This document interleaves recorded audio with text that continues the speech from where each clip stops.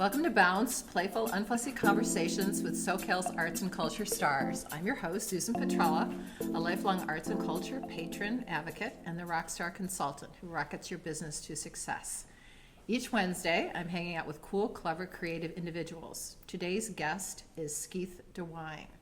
Skeith DeWine, founder of the California Leonardo da Vinci Institute of Discovery, is an artist and an Italian Renaissance historian. He's also redefining skateboarding culture through LGBTQ plus and BIPOC representation. Welcome, Skeith. Hey, hello. How are you? I'm good. A little bit of bronchitis, but other than that. So let's go back and start with the Leonardo da Vinci, how that all kind of came about into your life. It goes back very, very far from what I understand. It does. So it goes all the way back to almost the time I was 3 years old. My uncle was very much into science and took me from day one and introduced me to science. I think I got one of my first books on Leonardo da Vinci. At an early age, I think it must have been about 3.5, 4 years old, I was asking him a question about the Great Ball on El Duomo Cathedral. And he said, oh, that's an interesting thing. And I was like, well, how did they make it? And so he came and he helped me fabricate a gigantic mirror in the backyard out of tin foil and cardboard. It took us 2 days to make it. And it was about 4 feet across. And he said, you know, they took the metal and they soldered the ball with the rays from the sun. And I said, oh, you're kidding me. And he goes, well, we're going to make hot dogs today. So we used this gigantic parabolic mirror in the backyard and we cooked the hot dogs. And then he showed me like you could hold a piece of paper up and it would catch on fire. And from then on, it was like everything was science and art and how that could play out. It's taken an entire lifetime of studying optics, and I'll let you cut in for a second because I don't want to monopolize the whole conversation. I told him. When we talk about Da Vinci, I get so excited. I'm like, oh my God, I get to talk about Da Vinci. I have so much to teach you guys. So what have you done with that then, all that information about Da Vinci in your own work? Okay, so it's been a lifetime of work and of study and documentation. I have these gigantic storyboards that are 40 feet long, documenting every little secret, every little nuance. At this particular moment, I have 2 Da Vinci paintings that I have discovered that have not been documented. And I can't tell you how excited I am. This whole box here, though, I'm trying to get someone to sponsor, and this is just one of the boxes, to help me document the Da Vinci paintings and authenticate them. It's a very complex process, and going up against some of the greatest academics that have spent their lifetime studying Da Vinci is very complicated. But what I will tell you is that one painting will probably bring forth that Da Vinci invented or developed the telescope long before Galileo did. The other painting is probably going to be as famous as the Mona Lisa because of the biological components in it and what it teaches us or what it will teach us. I cannot even express how excited I am when I finally get to unveil this or I am put into a forum and bring these paintings forth.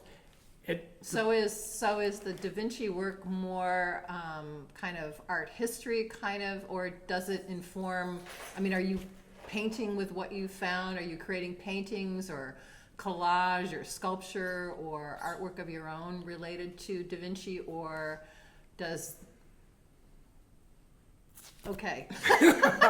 So there's a question there. It's one thing to read, but I have this passion to create always. I'm just so excited. Let's make something. What can we do? And then the question you ask yourself is, what would Da Vinci do if he were alive today? What would he work on? And that's when it gets really fun. So one thing is right now I'm working on these LGBTQ skateboarders and BIPOC people. And you have to take, Leonardo has this incredible sense of humor. He's designing the pageants for the king. He's getting cow bladders, and he's pumping them up with air and making them look like dragons on his shoulder and scaring the monks and the friars of the castle. He's dressing in pink robes, and he's out. He's definitely like, I'm gay, but who cares? I'm just really cool. You all should just be really comfortable with me. So, as I'm doing the LGBTQ BIPOC skateboard thing, I have to think like, hey, I'm a gay artist. I'm out to a certain degree, but I grew up in a sports world. I was on the swim team. I was on the water polo team. I was a swim coach, and I always self-isolated, and I always you get into a drug dependency where you kind of get manic and slightly suicidal.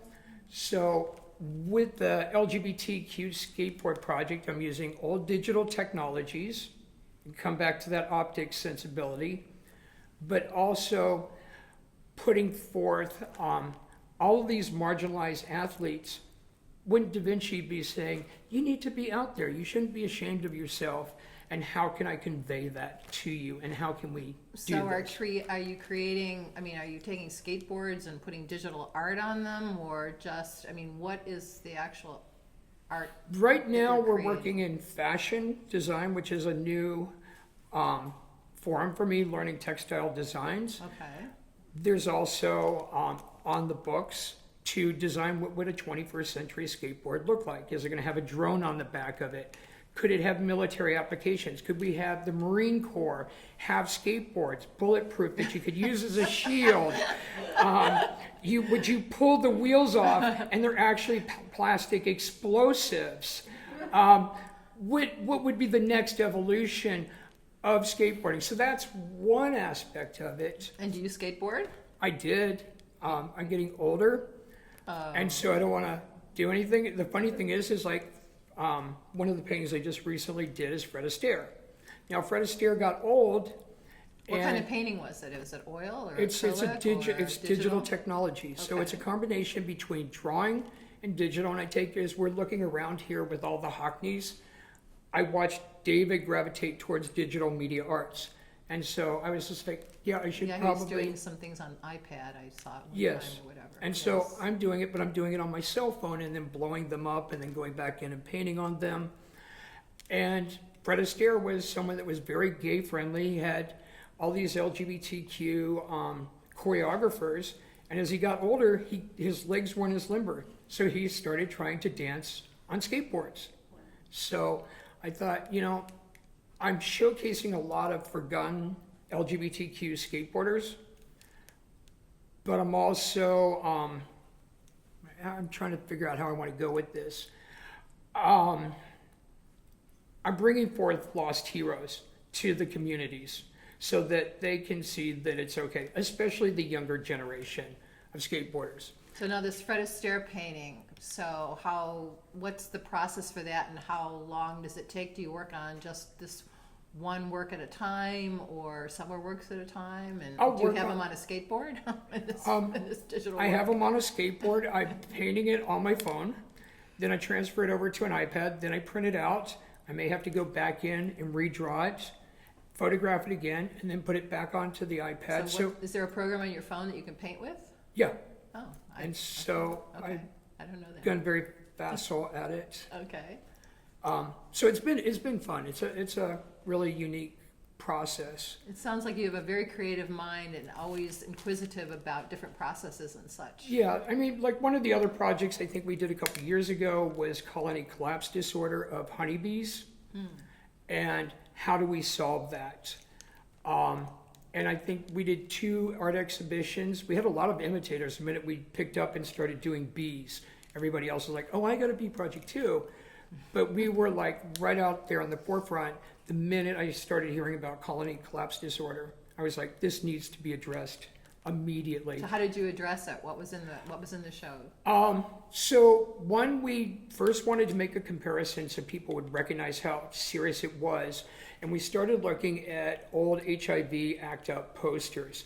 And we looked at the apathy that nobody cared about people that were dying of AIDS. Nobody cared that the bees were dying. So we started pulling a lot of ACT UP posters and using those as the basic template for the bee posters. Then I started looking at different technologies. How do we get bees to water? Is there a light, a color of a light, UV that will attract them to water sources? Are there shade habitats that we can build so that there's a bunch of flowers under it, they can pollinate it, they're rested up, then they can fly to the next destination? Can we use carbon nanofibers and carbon vacuoles and pull the pesticides off of them before they go into the hive? Is there detectors that we can use to see if there's mites on the bees? And do we have something that can help clean the bodies? So did various artists create work along those lines then for the exhibit? It was just Joe and I working on it. Oh, okay. And I think that was a 2-year project. It was a long one. Joe's in the audience. And Joe's my assistant. Joe's assistant or whatever. So are you still doing anything with the colony collapse? Because I was just reading about, they're very concerned about that. Yeah, it's not starting. going to be enough to pollinate the almond trees in California. Yeah. So I'm really busy with a lot of projects, and the 2 of them at the moment are the skateboarding thing, and the other one is the authentication and recovery of the 2 lost Leonardo da Vinci paintings. If things get serious enough, then we will move forward and show everybody what we have done on the bees. We're waiting for that opportunity, and a lot of it has to do with funding and having the capability to just go balls to the walls. So what are the steps for those 2 paintings? What steps do you need to take didn't Bill Gates buy something of Da Vinci's or whatever? Yes. So do you have to get in touch with Bill Gates? That's a touchy situation because I don't know. He bought something for millions and millions of dollars, didn't he? so he bought the Codex hammer or whatever? Codex. Yeah. And the college sold the Codex hammer, and I'm not happy with UCLA for it in order to fund their museum. It was too important that it should never have been let go in a million years. That would have played out decade after decade after decade to inspire our youth and generation in California. Rather than being in private hands? Yes, to inspire them and be able to, on their lunch break, go into the gallery and look and study and think about the intersection of creativity, art, and science. And that's why I went and created the California Leonardo da Vinci Institute. And what does that mean to you, that intersection of those 3? That intersection is how we keep one step ahead of artificial intelligence. That is how we humanize ourselves. That's how we make ourselves more unique, more special. That is how we enhance and progress on our own path of evolution, so to speak. Are you worried about artificial intelligence? I am and I'm not. I kind of welcome it to a certain extent. I haven't seen the damage it's caused. I've seen that it can accelerate a lot of stuff that I need to say or I need to get out. But taking your work to develop those models? If I can go to the AI and say, I need this 3D printed, and the AI can do it, then it's spectacular. So, for example, when I was doing the cleaning the pesticides off the bodies of bees, I had brought in a younger artist into my art studio named Virgil, and he asked to take photographs of some of my drawings on how I was trying to problem solve saving the bees. And he was a film student animation department over at Chapman University, and he fed all of the drawings into the computer, made a wire structure of it, and then 3D printed them out. Oh, and very so cool. immediately I saw my drawing go into a 3D model, and I called Tyler Stallings up, who was at Riverside. I was like, I got a great thing to show you. And so it just opened up a lot of avenues. And Takes a lot of water and energy, though, from what I'm told. well, the processing of the data, but I think that will get solved. Everything always consumes a lot of energy in the beginning, and then it accelerates. It gets rapid. It's an interesting thing. I kind of interesting, like I like collaborating on an AI system sometimes. Sometimes it presents me with solutions I hadn't seen. Okay. So, Well, I got away from my question about the process to authenticate those. What would be the process to authenticate those paintings?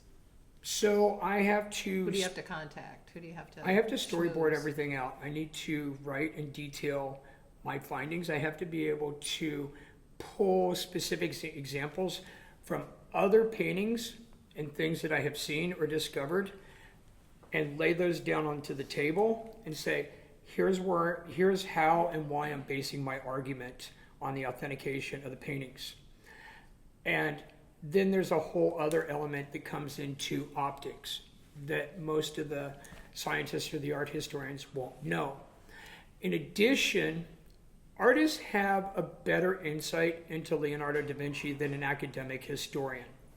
We practice art on a daily basis. We know how to see and spot specific things in a painting, whether it be optics, whether it's a painting technique. There's certain things that only an artist will know about another artist. And so that makes it easier to start pinning it down. Then you have to do the chemical analysis. And so one of the paintings, there's two paintings, and they have been basically out of sight for almost 100 years. It hasn't been until the last 20 years that they've even popped up. Are they in private hands too? Yes, they're in private hands. So, one of the things is to get someone to acquisition the paintings so that we can study them firsthand up close for long periods of time, and then take them to the other academics and have them look at them and do an evaluation. One of the paintings has already gone through all the chemical analysis, and it matches up identical to another Leonardo da Vinci painting. So I have half the battle done with the authentication process. They've been looking for a fingerprint on the painting. They couldn't find it, but I have other pieces to the So puzzle. did he leave fingerprints on the painting? Yes, he liked to paint with his fingers a lot. He had a stroke later on in his life, and I think that it has to do with the white lead paint that he was using. He got, they called it like artist claw, and his hand clawed up, and that was probably from lead poisoning, because he used his fingers to smooth everything out. They didn't think about the dangers of the chemicals that they were using.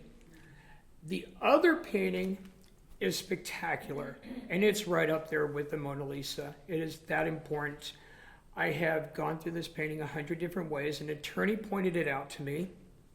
I looked at it very closely. I didn't think it was a Da Vinci at first. I put it up, I blew it up 5 times its size. I put it on the wall, and I let it stew in the art studio for a long time. And then I started picking out things, and I was like, oh, that's strange. Oh, that's unusual. And then I started digging through old research, and there was another art historian that also thought that the painting was a Da Vinci, and that was a gentleman named Richard Turner. And Richard had passed away, but at that particular moment, I knew I was on to it. And then I was just like, I need to now start figuring out how to build the argument, how to show from other things that I knew about Da Vinci after studying him for over 50 years, bring those forward and say, now let's have the academics come in and weigh in, but I'll lay out all of my findings on the table, and then we need to do a full analysis and evaluations. Interesting. Does it take so you have to fundraise for some of these I have to projects? I am doing enormous amount of writing and fundraising. And it's not an easy process, and it's very lonely, and it's very hard right now when I'm trying to keep an art lab going. I'm trying to do an LGBTQ BIPOC skateboard project. So there's 2 projects going on simultaneously. I will work 7 days a week. I was going to say, how do you work then? 7 days a week? 7 days a week, and I work 10 to 12 hours a day. Oh, wow. And I don't stop. And I couldn't tell you the last So time I had to do it. between the 2 then? Yes, they're very demanding, and you have to be very, very disciplined. So, Okay, and so how do you keep yourself going for that kind of pace? Herbal tea? I drink a pot of coffee a day, I will tell you that. I have taken just about every single vice out of my life, except for probably Diet Coke and coffee, and I live on those. But there's no sugar, really, unless a family member is baking a piece of pie or something.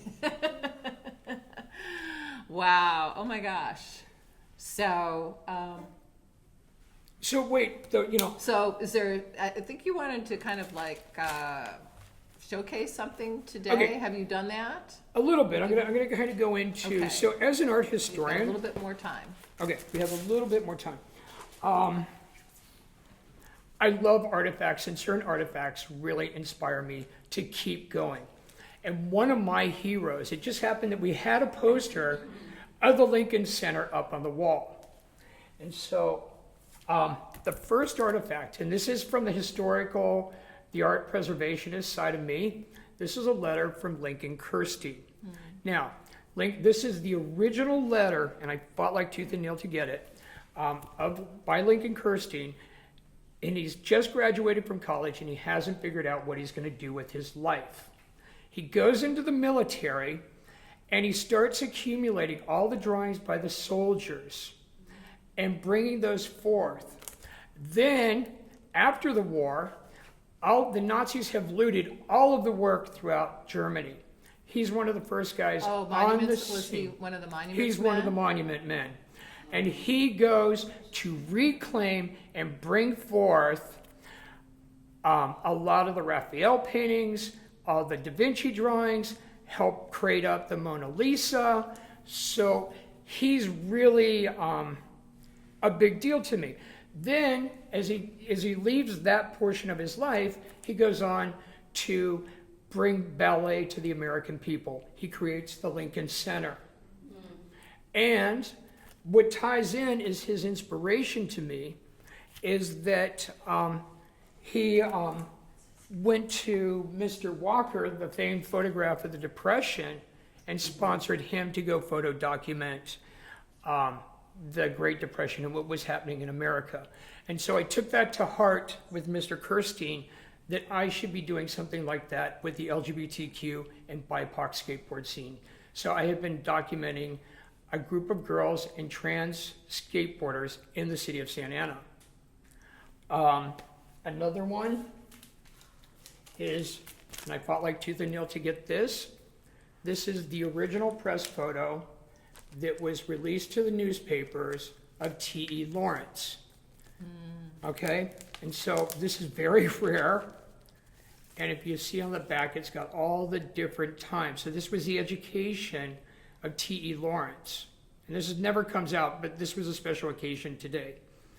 And I think we forget that T.E. Lawrence is an artist. We never think of him as an artist, but he's a performance artist. He dresses up in his garb, and he's got to convince a whole bunch of people, of a transformative way of looking at the Western world coming into Saudi Arabia, and maybe, the politics that are going to be involved, and when they should be on guard and when they shouldn't be on guard. He's a writer.